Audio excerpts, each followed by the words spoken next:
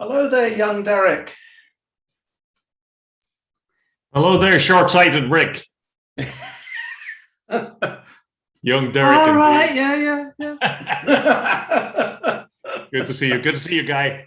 Yeah, okay. But I was being polite. I wasn't going to call you old Derek. But you insist. English thing, old chap. Old Bean. Old Bean. Old Bean, how are you doing, old chap? Yes. I'm doing absolutely wonderfully well, Old Bean. Well, I love the view outside your window. Yeah, it's nice, isn't it? Yeah. Is that the little backyard? Yeah. Yeah, it's just something for the kids to run around in. Yeah. You've got more of them now, haven't you? It's the truth. It's the truth. We're on the second generation. Absolutely.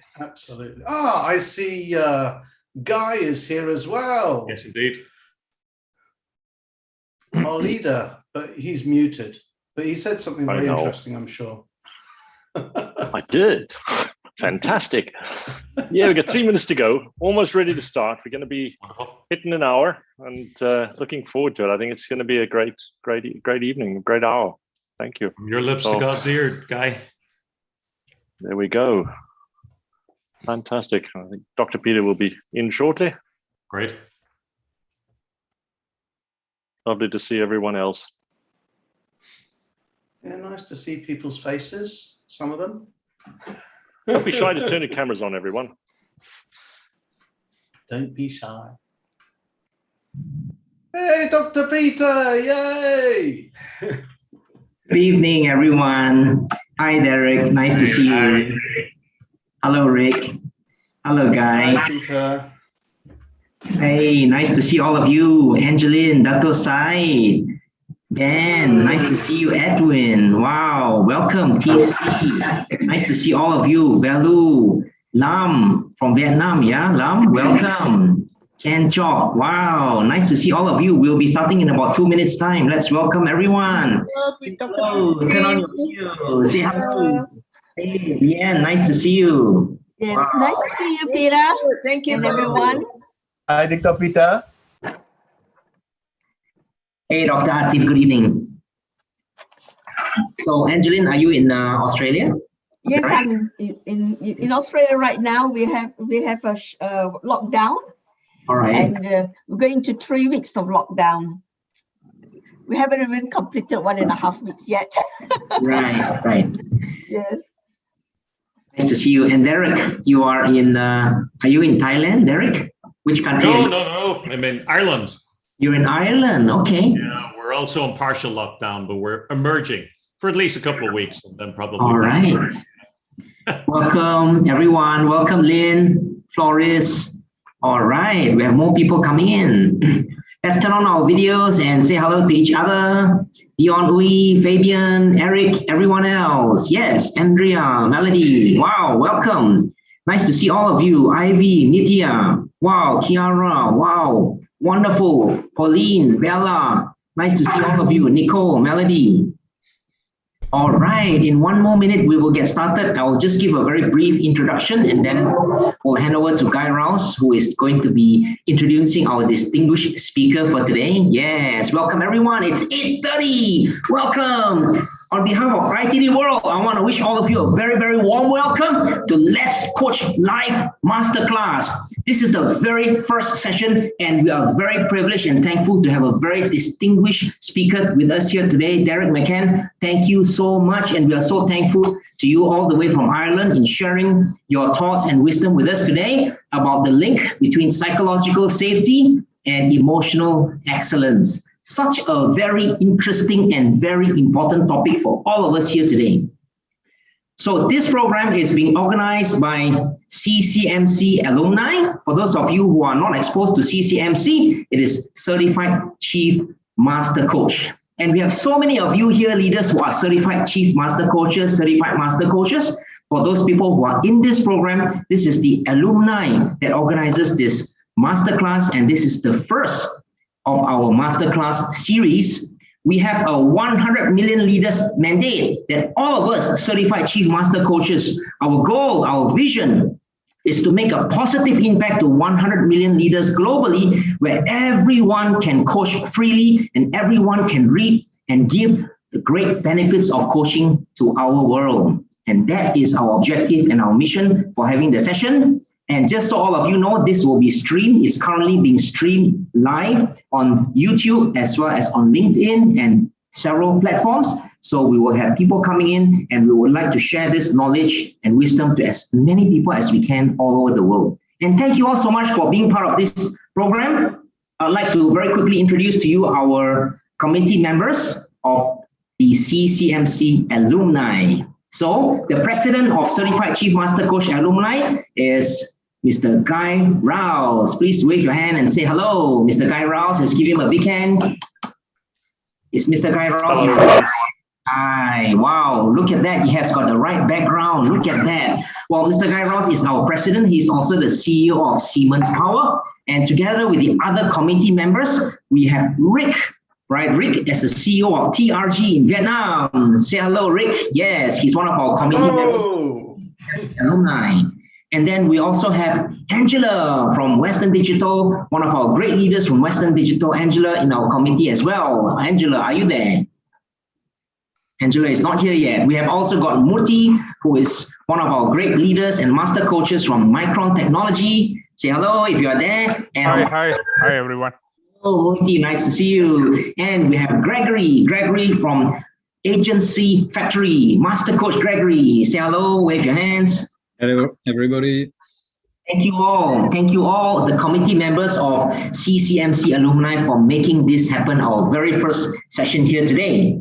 So, and not forgetting Floris either. And Floris, our committee member, our vice president from Rosen. Thank you so much, Floris. Thank you for joining us. And good to see all the smiles on the screen. And so, without further ado, I'll hand over to our president of CCMC Alumni, Mr. Guy Rouse. Let's give him a warm welcome applause. Thank you so much. Over to you, Guy. Fantastic. Thanks for the introduction, Dr. Peter, and really special thanks to ITD World for sponsoring our CCMC Alumni Masterclass. Well, as Dr. Peter G mentioned, the CCMC Alumni is a group of master coaches who want to grow coaching culture everywhere. And through the Let's Coach Masterclass, we continue to grow our coaches and to share the value of coaching to the world. Now, a few remarks before we get started. And a lot of you are new to us. There are a lot of you from the CCMC. So please, by all means, please type hello in the chat. Tell us where you're from. And of course, as we go through the masterclass, drop a few comments in the comments section. And then, of course, a little bit later, we're going to have a question and answers session for about 10 minutes towards the end, where you can ask your own questions. So fantastic. Now, without delaying any further, I have the honor to introduce to you our very esteemed masterclass speaker, Deiric McCann. Now, Deiric is the head of international development at Genos International, where he directly supports trainers, coaches, and consultants to grow their businesses. And of course, he's well-known TED speaker. He's had a talk about, do you make people feel safe? And he's another talk about the visible epidemic worry. So Deiric is an executive coach. He's authored 4 books, published over 1,000 articles, and is the creator of the NAIL model for managing worry. Now today, Deiric will be bringing to us the link between emotional intelligence and psychological safety, which has such an importance this time with COVID, and really coupled with the rapid change in the world that we see today, it's really, really important. It's some topic that is really topical and important for all of us. So without further ado, I give you Deiric McCann. A very warm welcome, Deiric, and over to you. Thank you very much indeed, Guy. Thank you, Dr. Peter. Thanks, Rick. And thank you all for the opportunity to chat to you today. Let me, without further ado, just dive straight in and get us started, because we've a good amount of territory to cover here. So let me see. Let me make sure that my mouse is working here. Yes, it is. I won't spend a huge amount of time on how wonderful I am and what a great guy I am and how clever I am, but I will tell you that something Guy just said. I'm head of international for Genos International, and in Genos International, for some reason, when they're doing the group pictures, they always put me at the back of the group. And I can't understand why, but every single time it's exactly the same. So I work for Genos International. We are one of the, according to trainingindustry.com, one of the top 20 assessment companies in the world over the last 4 or 5 years.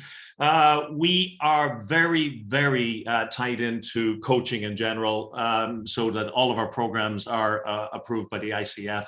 We're a global ICF partner, etc. Our general business is emotional intelligence, which is really helping people to show up to one another in a way that works and connects. And we'll see a little bit more of that as we go on today. So that's the wonderful me. Let me tell you about the session here today. It would be really useful to have a pen and paper to hand, because we're going to do just 1 or 2 little exercises. And also, strangely, I'm actually going to ask you to keep your phone to hand. You might turn it on silent and put it face down, but just for a couple of polls, I'm going to ask you to have your smartphone near to hand. So here's why we're here. We're here talking about a topic that for folks like you as coaches, in the era that we're living in right now, the hopefully post-COVID era is what we're moving into, please God.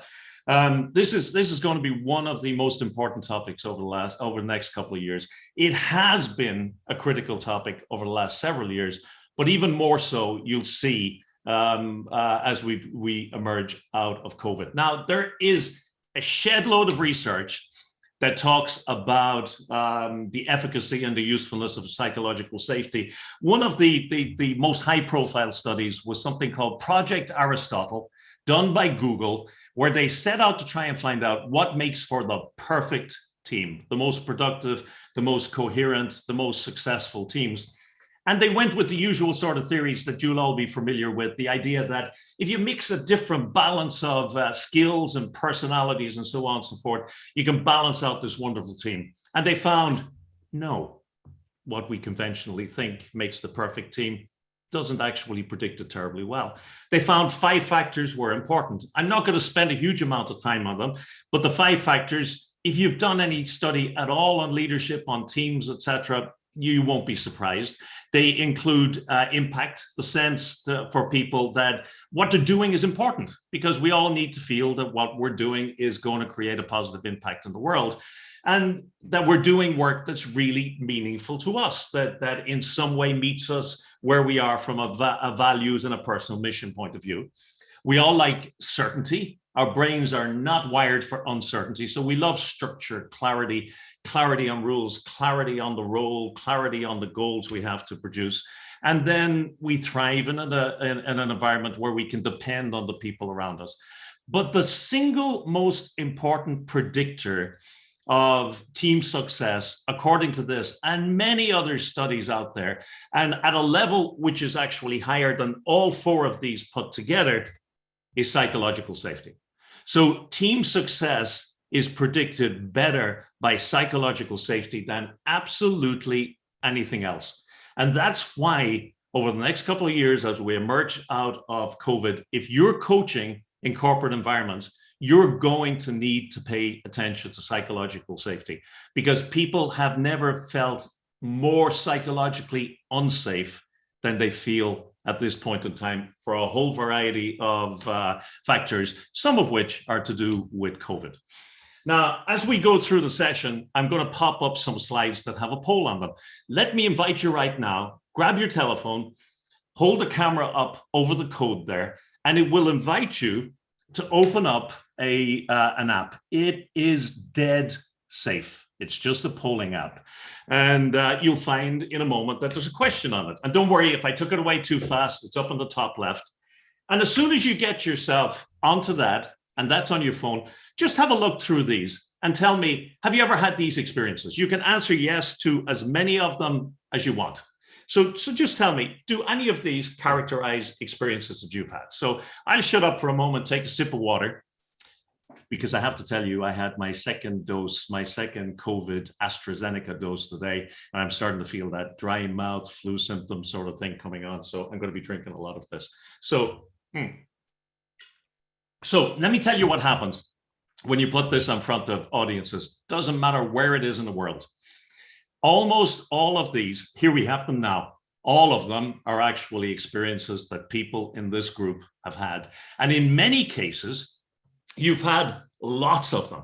You know, we've all sat in situations where we know the answer to something and we're thinking, will I answer? Will I speak up? Will I say I don't like that, etc.? And you hold back because you're just nervous that you might either suffer a reputational hit, or you might upset somebody, or somebody might come after you, or whatever. But these are really, really common experiences. So for those of you who are responding, I'm going to change the poll now in a minute, and I want you to tell me, when you had these experiences, what are the first 3 words to come into your mind for how they made you feel? How they made you feel. So when you had these experiences, how did they make you feel? Okay, so insecure, there we go.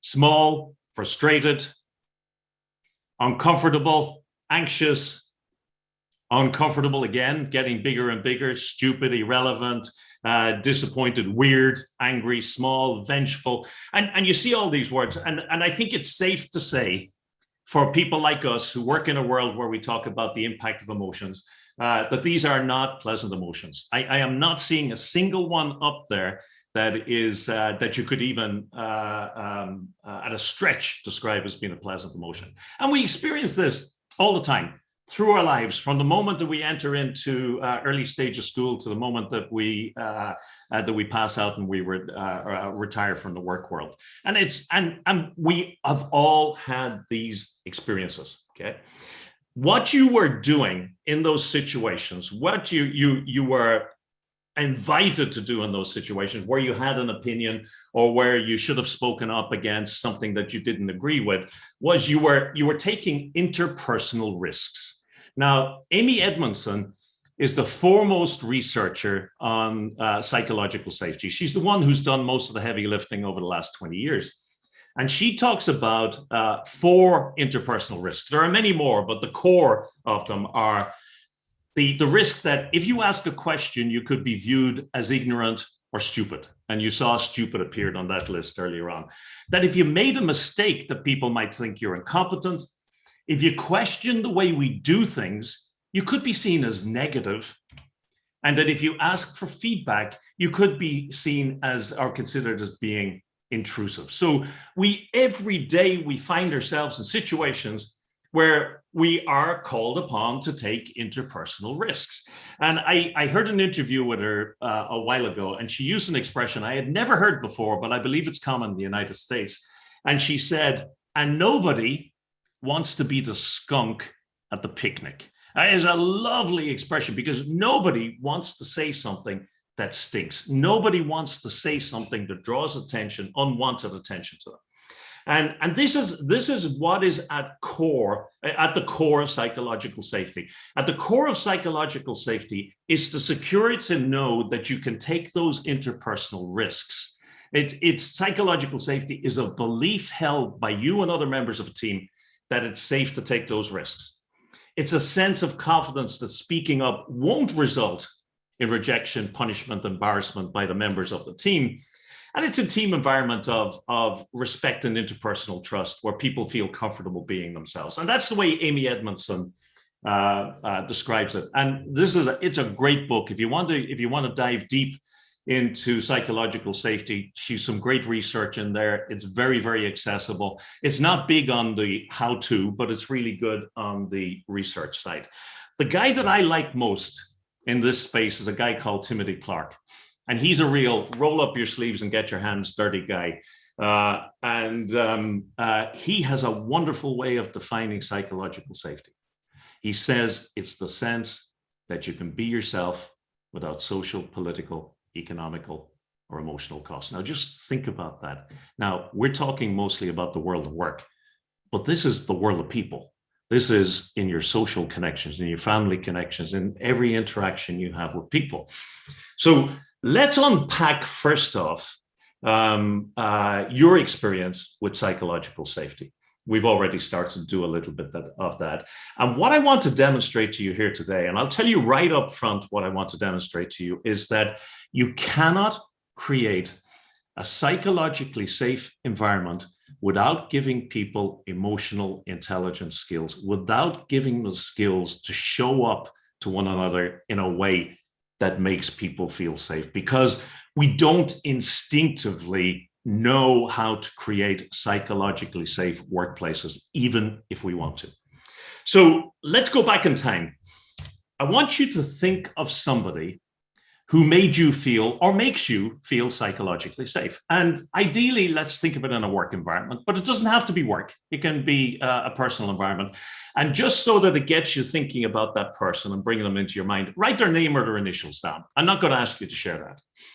And just think of somebody around whom you find it easy to say what might turn out to be stupid things, to ask silly questions, to stumble and fall on your face and so on. Okay, so think of that person. And here's what I want you to do is think about that person and think of, when you're around them, how do they make you feel? So again, give me 3 words. What are the first 3 words that come into your mind when you think of how do these people make you feel? So the poll on the screen there should have changed, and you should be able to pop that in. So somebody that you can be absolutely yourself. You're not, what's the word I'm looking for? Censoring yourself. You're not taking your words out and looking at them and making sure they're the right ones. There we go. Okay, so we're starting to see it. And this is really important, because this is the intersection I'm going to show you of psychological safety and emotional intelligence, because it all revolves around the 2 questions I'm asking you here. So you can see that they made you feel, let me just move that video out of the way. You can see that they make you feel relaxed, comfortable, confident, safe, calm, valued, warm, powerful, authentic, and all of these words that are piling up. And they're all of the words, I bet, that you hope that people say is the impact that you have upon them. You hope that the ones you love and the ones you work with and the ones you care for and everybody you meet, it feels that way when you're interacting with them and when you're around them. So what I'd also suggest to you is, you've brought that person into your mind. You're talking about the way you felt. Just for a moment, drop down into your body and just notice, how does it feel? And I'd suggest that in all likelihood, it feels kind of loose, it's kind of relaxed, it's warm, it's kind of nice and fuzzy. It's pretty good. Well, we're going to screw with that right now. We're going to mess that up for you, because I want you to think of somebody, and let's think of the person who made you feel most psychologically unsafe.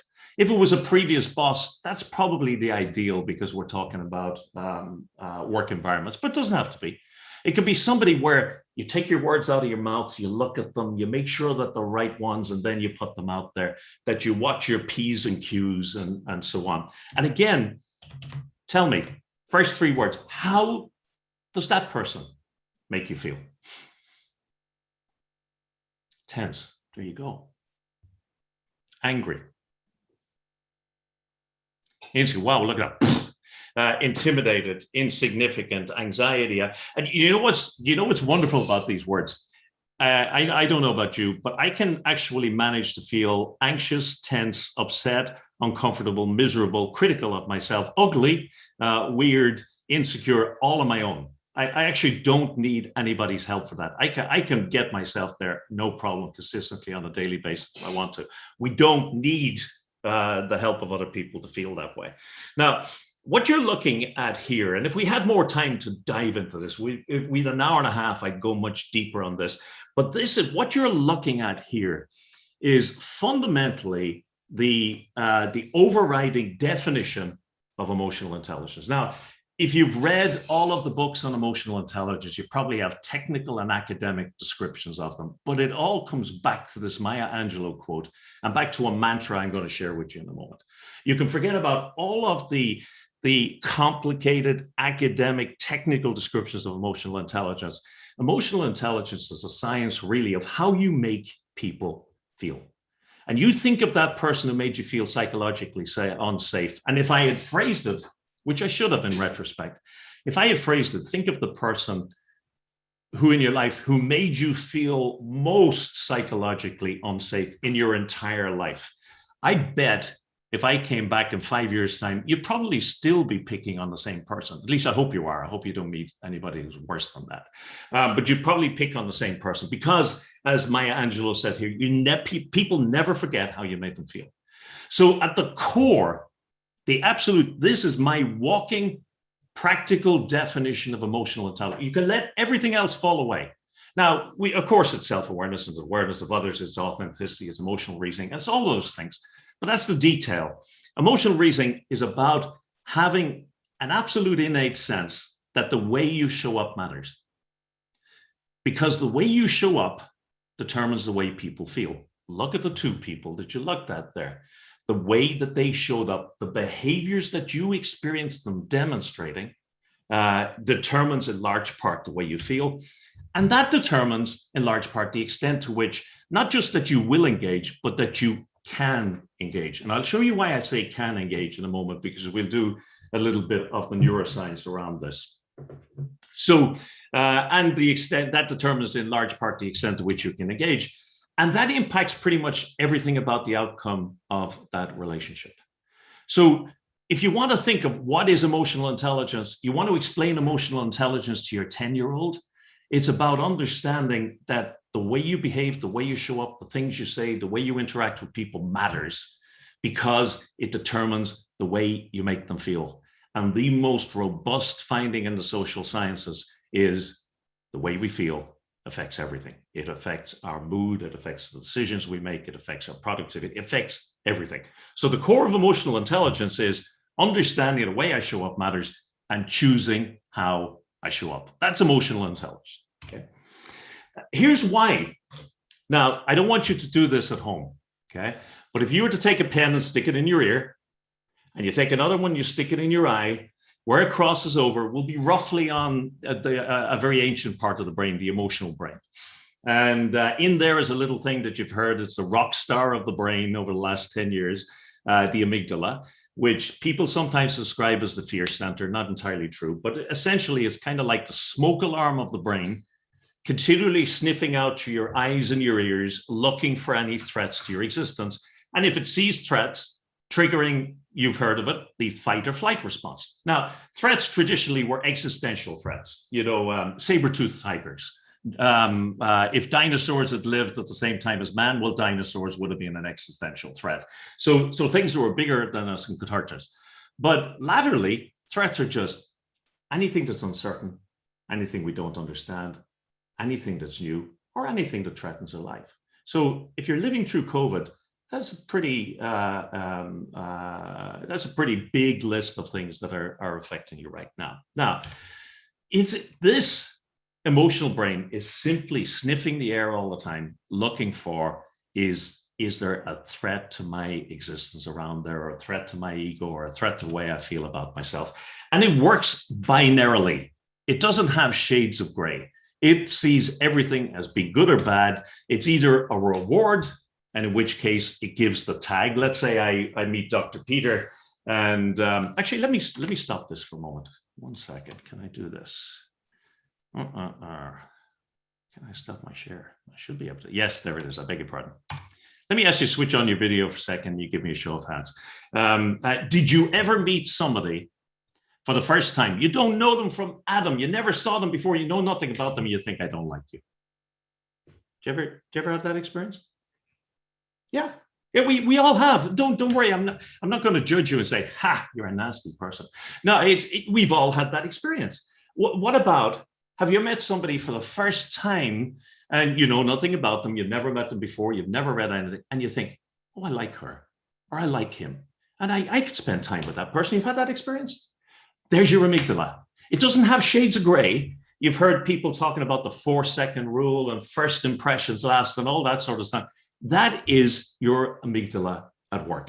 And so it parses every stimulus that comes in from the outside and those from the inside, and it splits them either into reward. So I meet Dr. Peter and I think, he's a nice guy. I could spend time with him. And so the message goes on to the thinking brain. We've just met somebody we think is nice. And the thinking brain goes, let's find all the reasons why that might be. Okay. And then sometimes we meet somebody that we don't particularly care for. And again, it gets a tag. And it's a binary tag, it's danger, threat, and that goes on to the thinking brain there. So all of the time, our brains are alert, and they are simply parsing all of our experiences in a very, very simple way into positive or negative, good or bad, reward or threat, etc. And the thinking brain only catches up a little bit later on. Now, when you meet somebody that makes you feel the way that person we spoke about earlier on, that person made you feel psychologically unsafe. When you're dealing with somebody, particularly on a regular basis, who makes you feel, this is one I did earlier, anxious, nervous, afraid, unsupported, depressed, and they're all similar words. Well, then that triggers you into that sort of danger response. It triggers a fear response. It triggers a response that's not terribly dissimilar to if your life was threatened. Your heart beats a little bit faster, your respiration becomes shallower, your digestive system is switched off, your sex drive is switched off, your immune system is switched off, and you're on high alert, ready to fight or flight, which is unfortunate because if that person happens to be your boss, it's not socially acceptable to fight or flight every time they come into the room. So you kind of have to swallow it down and deal with it. And that doesn't do us any great good. But the key thing here is it triggers a fear response. And psychological danger is, or the opposite of psychological safety is fear. It's psychological danger is fear. We will not speak up or take interpersonal risk where we fear that we are going to be judged or we're going to be put down or we're going to suffer a hit. So when we're triggered into that, when we meet somebody who shows up in a way that triggers us into that way of thinking, we become fearful. It becomes about managing risk. If I say this, will he be upset? If I say this, will he start taking the mickey out of me? It turns a culture into, sorry to use these technical terms, you know what CYA stands for? Cover your ass culture. So it turns people into a culture where they're just be really careful. The first priority is cover my backside. We become self-centered or self-censoring. And so in that environment, the first thing to die is creativity and innovation. So that's all the genesis of all that is the way this person shows up. The way we show up determines the way people feel. The way they feel determines the extent to which we can engage. When we're feeling fearful, when we're trying to manage risk, when we're self-censoring, we can't engage. Our brain is spinning cycles trying to keep ourselves safe. Now, what about that person who you found psychologically safe? And bring that person back to your mind. And as you bring them back to your mind, notice the way things sort of lighten. You notice the physical response, that emotional response in your body, because emotions are just physiological responses at the end of the day. And you notice things kind of lightening up, and it triggers you into a reward state. It triggers you into a place of psychological safety. You no longer care now if you look stupid. When you're around your best friend or your close family, you don't care if you say something stupid. And if you do, you might blush afterwards, but you don't worry about it greatly. And you get what Barbara Fredrickson, really worth reading, by the way, if you haven't read her, Positive Psychology, called Broaden and Build. She says that when we're in that fear-free, psychologically safe, positive environment, we tend to have access to more resources mentally so that we tend to become more broad-minded, noticing more opportunities, synthesizing more ideas. So we broaden and build our ideas. We become engaged and focused, and creativity takes off like a rocket. Now, here's the critical thing. The way you show up determines the way people feel. It impacts the decision they make, and it impacts the extent to which they engage. So it all comes back at the end of the day, back to how do you show up? Now, here's the biggest, sorry, I beg your pardon. I'll come to that in a moment. Here's the biggest mistake that people make in your client organizations or your organizations if you've already implemented psychological safety programs. I hope you didn't make the mistake, but the majority of people think if you build it, they will come. If you train people on what psychological safety is, they'll create a psychologically safe environment. The challenge is knowing is not doing, and knowing that giving people the freedom to be able to be themselves without cost, knowing that that's psychological safety and that it has tremendous business benefits, doesn't change one whit the ability of people to create that environment. We have to start when we're building psychological safety with helping people understand how to show up. And that fundamentally, that's emotional intelligence, because at the end of the day, emotional intelligence is understanding the way you show up determines the way people feel. The way they feel determines the extent to which they engage, and that determines pretty much everything. Now, the reason that this is the case is, I love this. This is one of the foremost neuroscientists. And he says, we're wired. We will never be wired differently. The simple base level, deepest machine code level programming of your brain says, minimize threats, maximize rewards. So we are always, always, always going to be running away from environments where we feel threatened, from people where we feel threatened. And if it's not socially acceptable to actually physically run away, well, then what we do is we run away by withdrawing. We start to protect ourselves, move away psychologically. We engage in avoidance behavior because, and again, that mantra. So I think the key thing that you've got to get here, and your clients, if they're not thinking about psychological safety right now, they should be. They really should be, because particularly since we've evolved into this shoebox world where we're in these Zoom meetings and we're living these hybrid lives. I hope it's at least over time, it's going to become hybrid. People feel less human, less connected, less safe than they ever have before. So if your clients are thinking psychological safety, well, then they need to know that the route into that is educating people on how to show up in an emotionally intelligent way, because you can't have psychological safety without emotional intelligence. And it's not just me. I mean, you could say, come on, Deiric, you're an emotional intelligence organization. Of course you'd say that. Go out and research it. Every single commentator is saying the same thing, sometimes not using the word psychological safety. Here's McKinsey. They say, our research finds that a positive team climate in which team members value one another's contributions, care about one another's well-being, and have input into how the team carries out its work is the most important driver of psychological safety. It's not enough to know what psychological safety is. You have to be showing up. You have to be behaving. You have to be embodying that emotionally intelligent approach that makes for psychological safety. So I can paraphrase and say, psychological safety, we gave you a couple of definitions at the beginning. I said, it's what you experience when you're confident that those around you will show up to you in an emotionally intelligent manner. Now, often in these sessions, people will say, Deiric, that sounds like you live in a Shangri-La, kumbaya, let's have a group hug world where we're never going to upset anybody by saying anything that they won't like or disagreeing with their ideas. And it's exactly the opposite.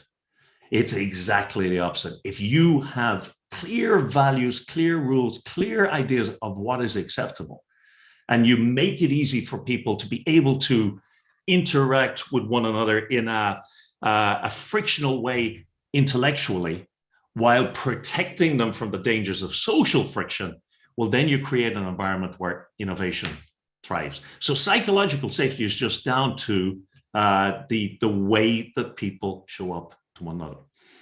Now, I want to warn you about something that's really important when you read Amy Edmondson's book and you read Timothy Clark's book. And it's not intentional on their part. And it's because of they know who the influencers are in organizations, and the influencers are in organizations are generally people like us. They're people who have a little bit of gray hair. Okay, some of them have a lot of gray hair, but have a little bit of gray hair and have a little bit of authority. And so they know that those are the ones who are the greatest influence. So those books tend to talk to people and say, you have the responsibility, Mr. Ms. Boss, for psychological safety. And that is absolutely so wrong. Every single one of us who are members of any informal or formal teams, members of groups, members of families, have a responsibility for contributing to psychological safety. Because think of it, in a group environment, there again, a little bit like what I said with the brain, it's binary. You're either contributing positively to the psychological safety in the environment by the way you show up, or you're taking away from the psychological safety in that environment by the way you show up. So if you happen to be unlucky enough to be working in a team where the boss is so emotionally intelligent and psychologically safe bypassed that you despair that the team can ever establish any sort of that level of psychological safety that'll make you successful, then stop. Because it's not just that person is the biggest influencer, but they're not the only one. It makes it everybody's responsibility and everybody's opportunity is to enhance the psychological safety in a team. So let me pause there for a few questions. A few other things I'm going to finish off with now for a moment, but let me pause it for a second and throw it back to Guy in case you've had questions coming in the chat. And then I have a couple of other slides just to finish off, and we'll take it from there. But I think you probably heard me doing my preacher bit for long enough. Let's take a little rest. Fantastic, Deiric. It's great to hear that. And psychological safety, as you say, it's how we show up. Fantastic. So everyone, I think, do you have questions? Would you put your hand up and we can unmute you or unmute and then have a question? Don't be shy. This is psychologically safe. Yeah. Gregory's up top. For it. In fact, he's got two hands up, and Aggie and Thang and Floris. Okay, maybe I'll start, Deiric. Well, thanks first for everything you've presented so far. I can certainly say that you've showed up with energy, which I think you've transmitted to us. So thank you so much for that first. And you've mentioned a little bit around the impact maybe of what's happening with all the remote working that people are doing, time that we're spending on videos, just like right now. So what do you think is the impact of that on psychological safety, on this, emotionally showing up with each other, considering that we're doing an awful lot of it remotely now? Yeah, I think people are more secure about more things than they've ever been before in their working lives. We spent, let me tell you, if you go back to March of last year, which is the first time that Ireland was locked down, 10 days after we were locked down, our business fell off a cliff, literally fell off a cliff. Just everything we had for the year disappeared. And we thought that this was all going to be over by September. And we said, we'll figure out something to do until September, live off our reserves, and then we'll get back to normal. And then a couple of weeks later, our clients started calling saying our people are starting to experience heavier stress, heavier worry, psychological challenges. We got more hits on the employee support or employee assistance programs, et cetera, than ever before. And that has been our lives over the last 12 months, really, really intensively working with thousands of people like that. And I think one of the most important things that gets lost in this technological wonder that we're sitting in right now, and thank God that COVID happened now and not 15 years ago, because we have this technology. But we don't actually realize the extent to which we pick up so much of the information that suckers and soothes us and makes us feel good about the relationships we have with people from being with them in 3D. Because I can see you right now, Gregory, and I see this portrait shot like you see portrait shot of me. And it doesn't give me, it gives me whatever you're saying to me and the expressions on your face, that gives me some information, but it's a very small part of the information that allows me to feel into how connected we are.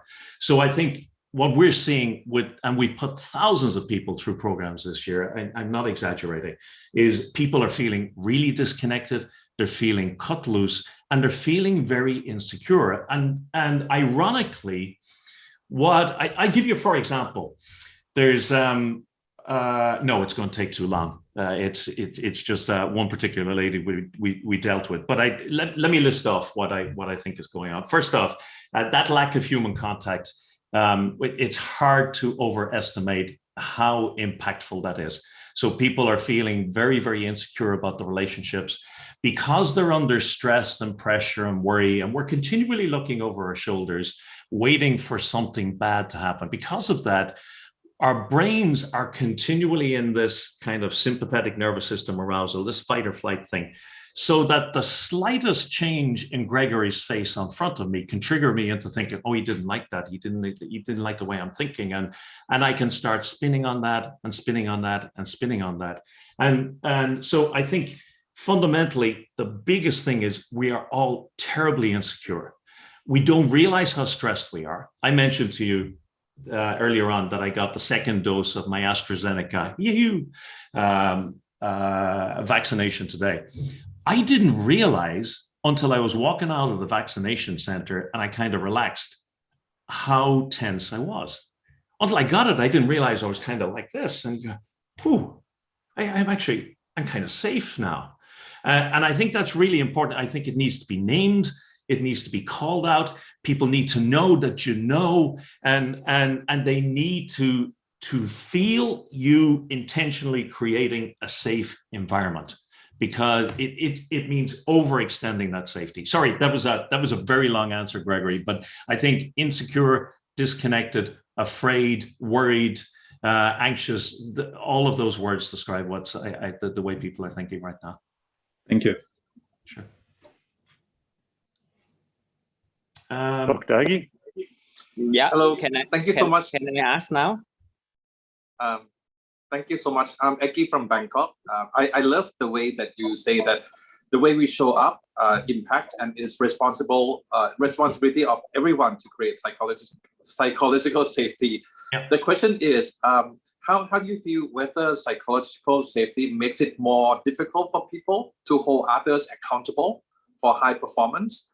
And any tips or advice on making holding other people accountable for performance still work in a psychological safe environment?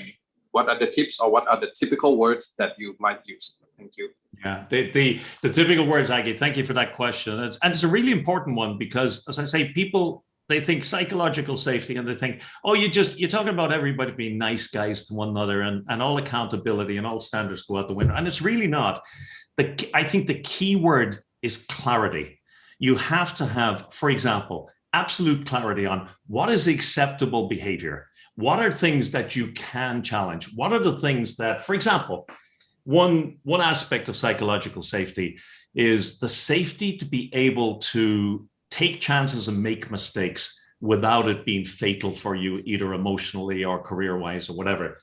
Now, if you, for example, are a welder and you choose not to wear a mask and you to see how it works out, that's just plain stupid.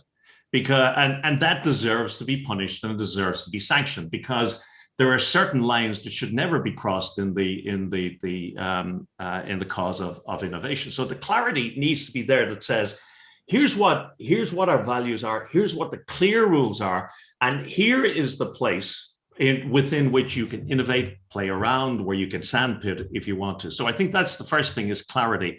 And I think the second thing that's really important in that environment is the leader then becomes, and let me use an expression that Timothy Clark uses. I think it's really lovely. He says, it becomes the responsibility of the leader to provide air cover for people who are taking chances, asking questions, making mistakes. In other words, that when somebody speaks up and says, we've been doing it this way for years, why don't we try this? Then instead of us all reacting as we do, instinctively to savage somebody who goes against their opinion, that their responsibility is to provide this air cover, to provide them with security, to make sure that any friction is intellectual friction, not social friction. But I think if I brought it back to one word, it's absolute clarity. You have to have clarity on where the lines are. And there's lots more you can read, but that's I think the core of it. Thank you so much. Super. Sure, Aggie. Pleasure. Hello. Thanks a lot for your sharing. I find fascinated by your sharing, but I wonder, like, when a situation like a COVID pandemic, some people fear and they get stressed by their work at home, where they face a lot of struggle. But others find that, well, it's a way that they improve themselves and a way that they they make things change. Yep. So what I wonder that, well, what you're sharing about the psychological safety and the fear of and psychological danger. So is it sometime that we need to use psychological danger to motivate people, or we always just use the positive psychological safety just to create? Because I saw that, I saw that, and what I observed is it's more on like when the situation comes, they're gonna be two behavior, and it direct to two results. So how can we leverage from that? It's not just like a positive all the time. Sometimes we have to have a negative impact in order to get the positive impact. Okay, so I hear exactly where you're coming from, and there is a huge, if you look, for example, of the impact that stress has upon us, and the way that we react under stress, and the way we're reacting to the pandemic under stress. I often describe stress as being a little bit like seasoning on your food, that if there's none, life is bloody boring. You think of the last day when you had absolutely no stress in your life, you got nothing done because there was no impetus, no motivation to do so. You get too much seasoning on your food and it becomes quite untasty, and it's the same with the stress. So there is a certain extent to which stress and a bit of pressure will actually bring out the best in us. But it's really important to understand that there is a difference between triggering people into a positive stress state and triggering them into fear. Because here's an absolute neurophysiological reality. Fearful people who have been triggered into a fear state can comply, but they cannot engage. So I would say, Thang, absolutely no, that there is no case ever for frightening people or putting people into that psychologically unsafe place. But I'll go down one and I'd say, and let's just think about where is the lack of safety there. There are two sorts of lack of safety in a situation where or two situations where you can feel the impact of a lack of psychological safety. One is social friction. Okay, social friction is, I say, I don't like Floris's idea on that. I think it's crap. And we get all personal about it. And Floris starts to, oh, I don't like you either. I never liked you and I never liked the look of you and all that sort of stuff. But you can actually have intellectual friction where people compete and bang their heads over ideas, bang their heads over differences of opinions, where it never turns into that social friction, which is what triggers fear, which is what brings out the worst in us. So no, there is never a case for putting people into a fearful state. All you do is absolutely emasculate them. Thanks, Thang. Thanks for your sharing. Yeah. Yeah. Sorry, Deiric, I think you just answered my question. I was going to ask about culture. In this part of the world, leadership style tends to be more autocratic than developmental, and my question is what would help cultivate psychological safety in such an environment? I think psychological safety is a real problem here, especially in a situation where leadership tends to be more autocratic than developmental. So is there any other points in addition to what you have said just now? Yeah, I think there are two things, and we've done an amount of this with larger clients over the last several months.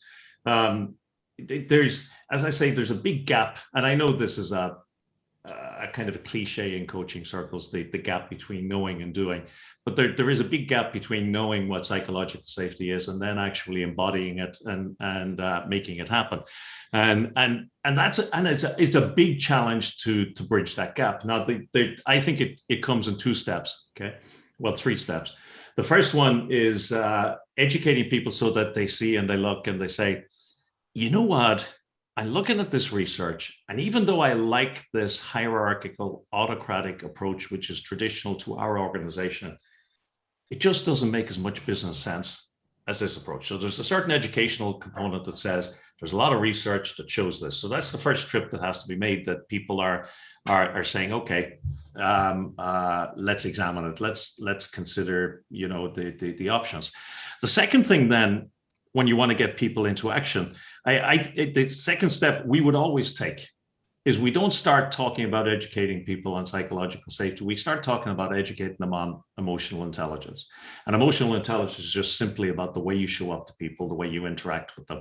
And you give them skills to be able to become more aware of their own behavior, their own emotions, the way they're impacting the way they're thinking and the way they're showing up, being able to become more aware of other people's emotions in an everyday situation. I'm not talking in a huggy hippie culture way. I'm talking a very practical way. And then when people have that basic sense that, oh, this is what it is, it's about connection, then you can look at the environment and you could say, what are the 2 or 3 things that we are doing in here, and you can assess this, what are the 2 or 3 things that we're doing in this organization that are most hurting the sense of psychological safety? Let's not try to stir the ocean. Let's identify the 2 or 3 things that are most hurting that sense of psychological safety. And then between us as a team, as a group, as an organization, to figure out, what does the alternative behavior look like? And then, and I'm really kind of devaluing it by saying this, but it's almost then at that stage, a fake it till you make it. It's a sense of, this doesn't feel like a suit of clothes that works me or that fits me, but I'm going to choose to show up in a different way. And we're going to make the agreement that as a team, we're going to choose to show up in a different way. And that's when things start to change. But it takes will, it takes intention. And it takes attention. It doesn't change overnight. And believe it or not, it's not just in Asia that that there are autocratic cultures. There are lots in on my side of the world that are masquerade as being 21st century cultures, psychologically safe, emotionally intelligent environments that when you scratch the surface are exactly the same tailor companies as they might have been 60, 70 years ago. And they have to work to make the trip. It doesn't happen organically. It takes a little bit of work and attention. Sorry, that's a very short question to our answer to a really big question. Fantastic. Thank you very much. Sure. Floris, go for it.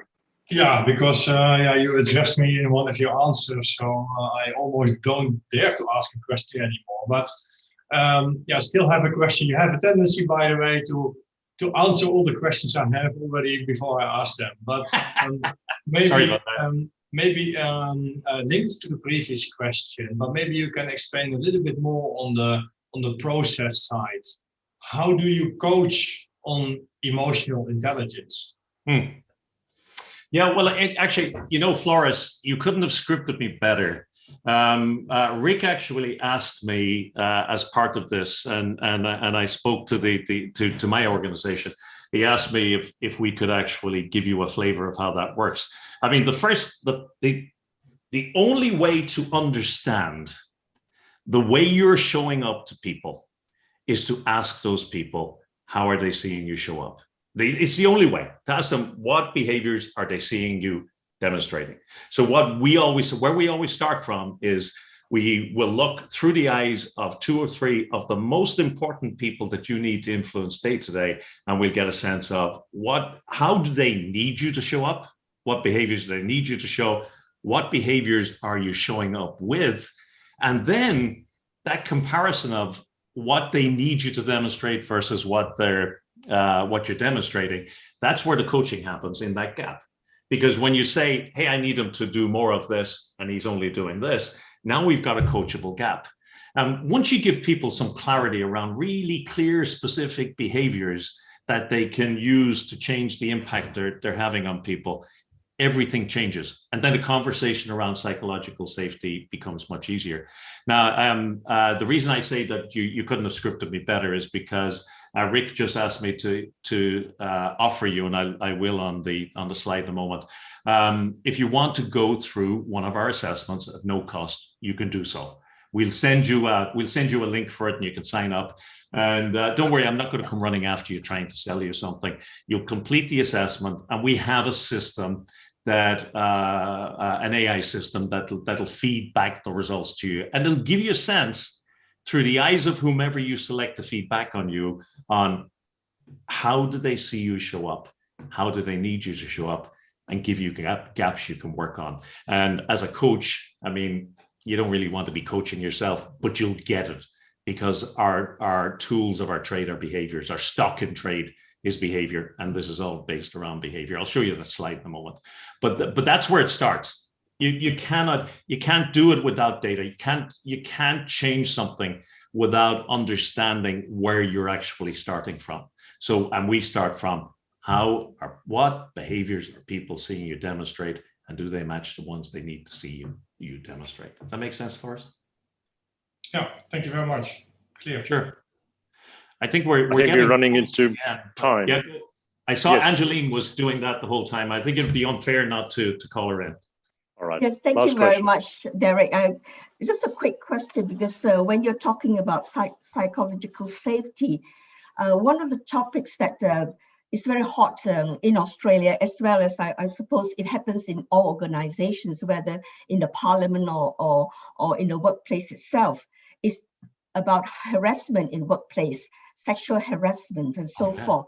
And I'm just wondering, where do you put this, in your whole scheme of psychological safety, and how this should be handled? Because of course now in terms of harassment and bullying and violence at workplace, even, it is a criminal offense. And do you encapsulate it in a different component of psychological safety, or how do you incorporate it? And also for leaders in organization, how do you create a culture of psychological safety and express it, zero tolerance to such things in an organization?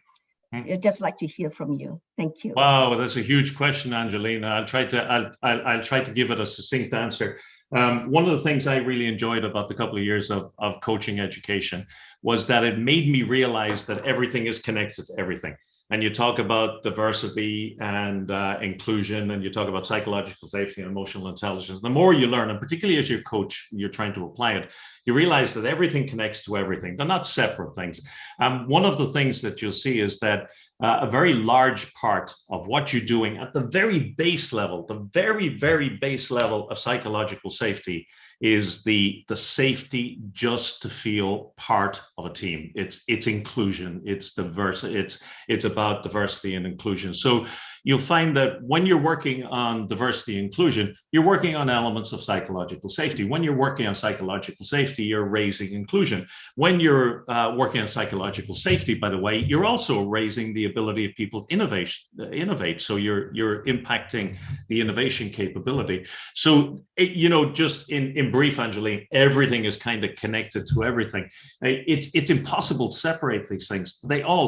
If everybody in the world showed up to one another in a emotionally intelligent, inclusive, inclusive-minded approach to things, psychological safety would just settle upon us almost as a byproduct. So everything, I'm sorry, everything is everything, baby. I think that's what the Beatles said. Everything is everything, man, when they were going through their dope smoking phase. Great. Do you mind if I share two last slides and then move on and then let you? Yep. Because I know that time is really, really important. You made a time commitment, so let me do this. So first off, if you do want to, it normally costs, I think, about, I'm not sure in your part of the world, but about $200 or something like that to do this assessment. If you want to do it, we'll send you on this link. You don't have to scramble to write it down. And it'll allow you to look through the eyes of 2 or 3 of the most important people around you and the people you have to impact, and get a sense of how do they need me to show up? How am I showing up? And start to coach yourself on that. The only other thing I would ask, and I'll turn it back to Guy then as well, is just in your phone, it has just popped up. Another poll, and it just says, "Give me 3 words, or 2 words, or 1 word on what the masterclass was for you. Your general impressions." So I'll turn it back to Guy, and I'll zip it. Fantastic, Deiric. Thank you so much. I'm going to hand straight over to Dr. Peter. We're running into time, and it was great to hear you. And thank you very much. So, Dr. Peter, do you want to? Are you still in? Yes. Well, thank you very much, Deiric. We really appreciate your presence and your time here today. Within a short span of time, you have certainly shared with us a lot. You have answered many, many questions.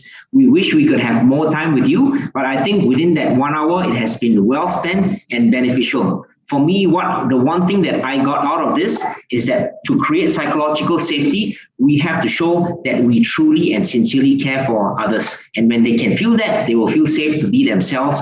And when their true authentic self emerges, then we can begin to deal with that in a way that could be beneficial to everyone, and including creating high performance teams, which is of paramount importance for an organization. And also what you have mentioned about the Project Aristotle, where psychological safety has been identified as the single most important factor for creating high performance in teams. So thank you all so much, everyone, for spending your wonderful Thursday evening here with all of us at the CCMC Certified Chief Master Coach Alumni Let's Coach Masterclass. Once again, we have a 100 million leaders mandate to bring the goodness of coaching to 100 million leaders all over the world, so that everyone can coach and receive coaching freely and gain the tremendous benefit of the greatness of coaching. Thank you all the coaches for being here today, and all of you for making this happen. And once again, to Guy Rouse, President of our CCMC Alumni, to all the committee members, Flores, to Rick, to Gregory, to Angela, Muti, all of you for making this happen for all of us today. Thank you so much once again, Deiric. Have a wonderful evening, everyone. All the best. Good night. Thank you, Deiric. Take care. Thank you. Thank you so much. Thank you, Deiric. Thank you, Deiric. Thank you. Yeah. Bye. Bye. Deiric. Take care. Bye-bye. Thank you, Guy. Thank you, Flores. Thank you all very much. Lovely. Thank Thank you. you, Gary. What a great evening.